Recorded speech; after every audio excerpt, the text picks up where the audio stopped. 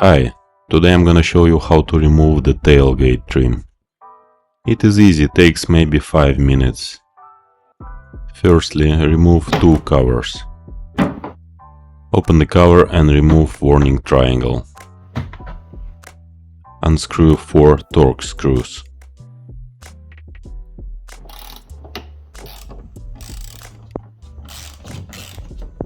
Now grab the trim and pull down.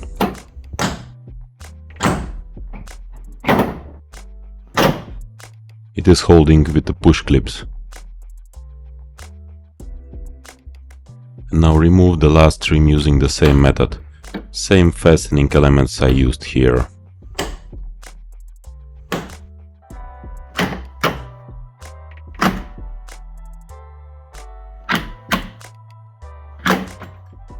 Thanks for watching.